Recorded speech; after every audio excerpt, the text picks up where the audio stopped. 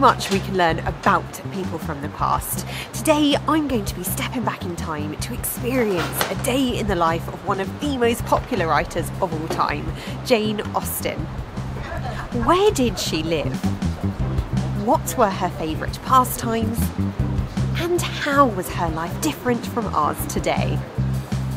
But as well as this, there's also so much we can learn from Jane Austen's story, because 200 years after her death, and people all over the world are still reading her books.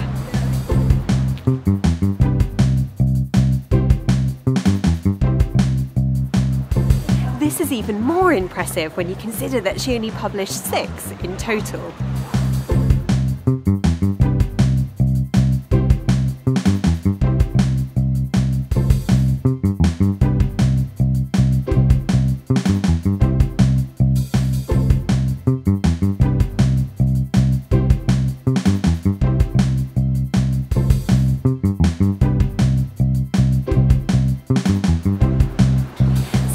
Was Jane Austen? What was life like for a woman of her standing in the 18th century? And what can we learn from one of the greatest writers of all time? Let's find out, shall we, as I spend a day in the life of Jane Austen.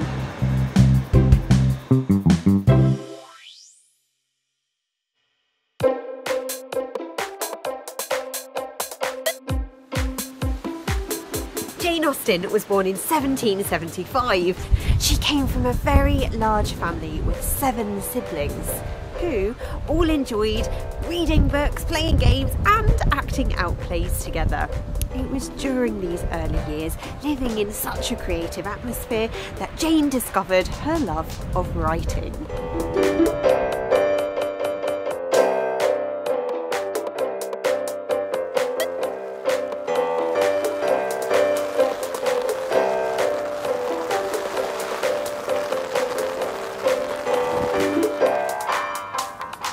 She wrote heaps of stories as a teenager, and they were full of unruly teenagers getting drunk, getting into trouble, stealing money, and even running off with each other's fiancés.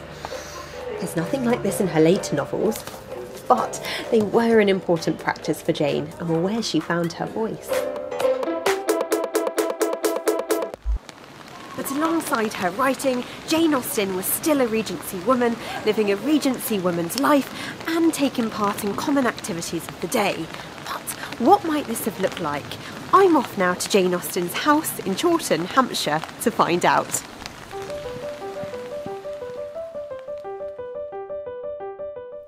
Our Chawton home, how much we find already in it to our mind, and how convinced that when complete, it would all other houses beat.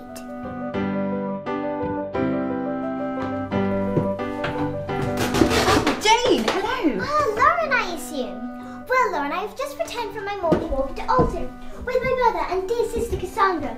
You've lucky to have caught me. Do sit down. Oh, thank you very much. So, Jane, tell me, what are we going to be doing today? Well, I'm going to teach you sewing. This is an extremely important part of a woman's life, and most women are expected to carry out plain sewing.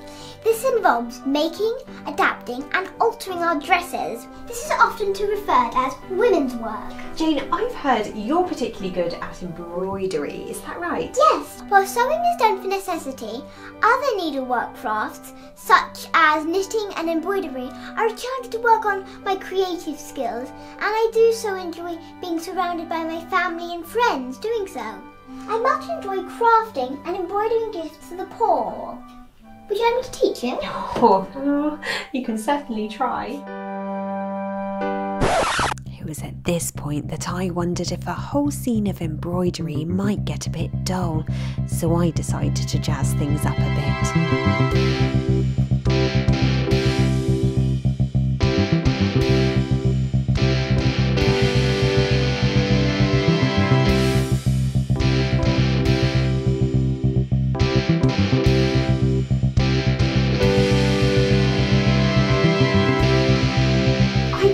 I'm very good at this. How much longer is this going to take? It takes as long as it takes. Are you on a schedule? Well, yes, actually. Shall we move on? want me to finish it for you? Yes, I do actually. How about if I just put it under the oven?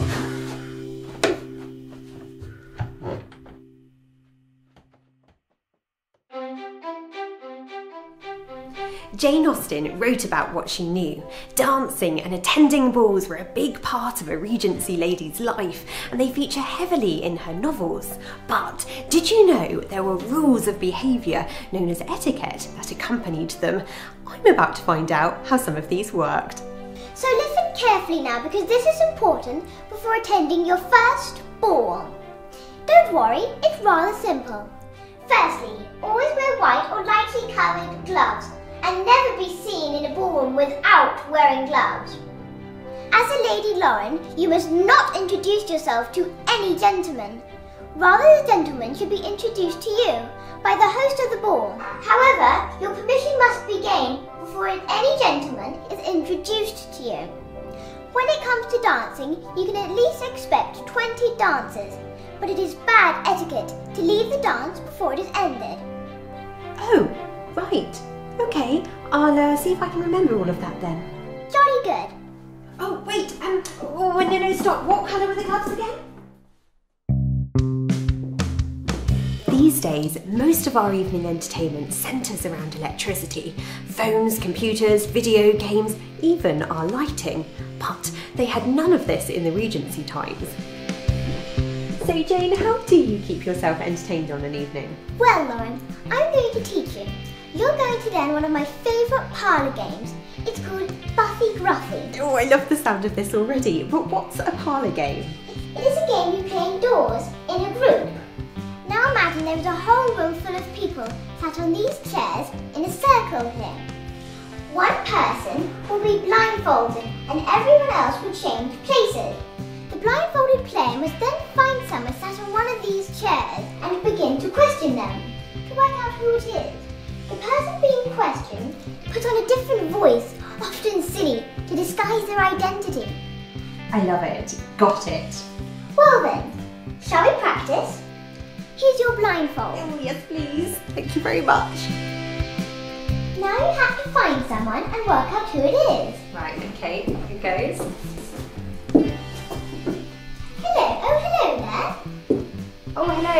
Is it Jane? Well, obviously, there's only the two of us here.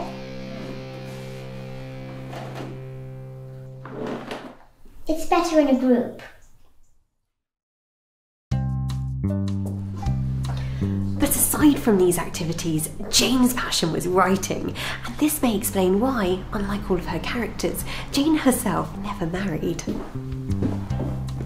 So I'm currently stood outside the dining room where Jane wrote and revised her novels.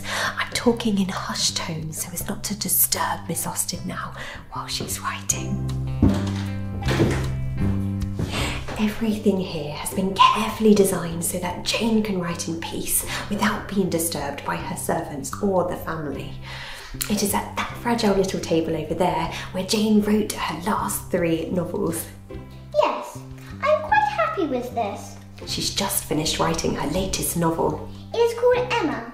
And she famously said of this book, I will take a heroine who no one but myself will much like. Suggesting that she wrote to please herself and not what she thought her readers would want to buy. Now this advice is actually given to writers today. Emma was Jane's 4th published novel, but starting out, breaking into this world was not easy. Jane was a single woman with no money of her own, and she relied upon the financial support of her family, including her brothers. This was very much a man's world. It is funny to think upon my early days when I received rejection upon rejection. It's true, Jane's earliest novels were rejected, but she remained ambitious and determined. She had belief in her work, and she didn't let this stop her. Ah, indeed, Lauren. I kept on writing, and it wasn't until I was 35 that my first book was published.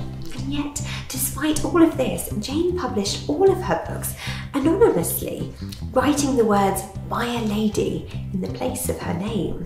At the time, it wasn't thought suitable for a woman to write novels or even to have a job. Jane, thank you so much for your time today. I'll I'll leave you to your writing now. Oh, it was nothing.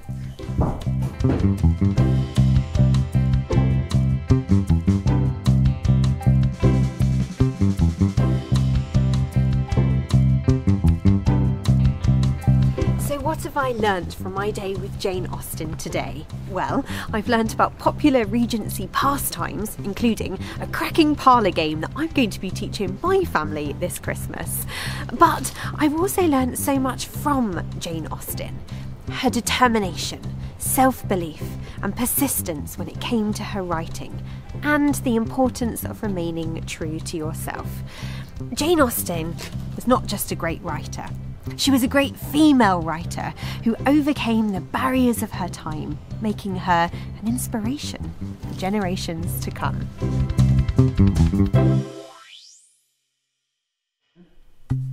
So wait, you're telling me you just sit here swiping the screen? Yeah. So how long do you do this for? Oh, it can sometimes be several hours at a time. I see. Sounds very dull.